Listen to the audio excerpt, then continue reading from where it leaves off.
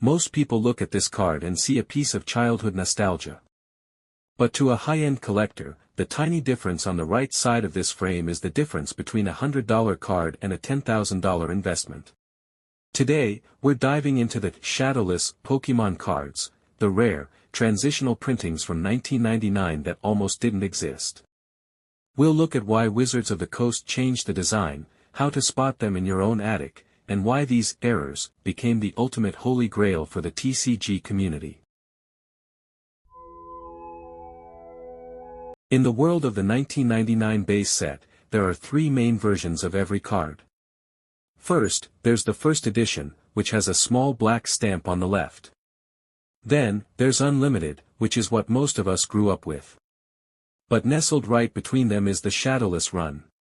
The name comes from the artwork frame. On a standard card, there's a gray drop shadow to the right of the character box to give it a 3D, popping effect. On a Shadowless card, that shadow is completely missing.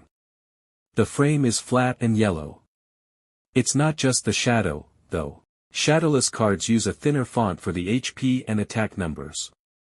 And if you look at the bottom, the copyright line actually lists 99 Weiss, reading 1995, 96, 98, 99. This is the only way to identify Shadowless Trainer or Energy cards, since they never had shadows to begin with. So, how did this happen? It all started in December 1998. Wizards of the Coast produced a demo game pack to show distributors what this new Pokémon thing was. These very first English cards were all shadowless. When the set officially launched in January 1999, the first edition print run used this same shadowless template. But here's the twist, Wizards of the Coast was still tweaking the design for the mass market. They felt the cards looked a bit flat and decided to add that drop shadow and bold the font for better readability. However, there was a gap. After the first edition stamps were put away, but before the new shadow design was finalized, they kept the printers running. This interim period created the Shadowless Unlimited cards that look exactly like first editions, just without the stamp. Why are they so expensive? It's a simple case of supply and demand. The Shadowless print run was incredibly short compared to the massive, unlimited waves that followed through late 1999. While first edition Shadowless cards are the rarest, regular Shadowless cards are still significantly harder to find than the shadowed versions. For collectors, they represent the purest version of the English game, the closest thing to those original 1998 demos. Take the Charizard number 4. A standard shadowed version in decent shape might be a few $100s.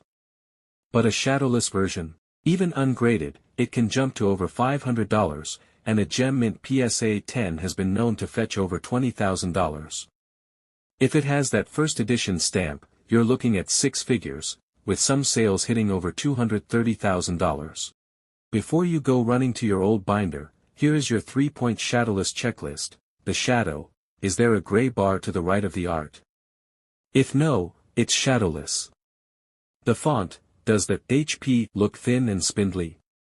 Shadowless cards have a much lighter typeface.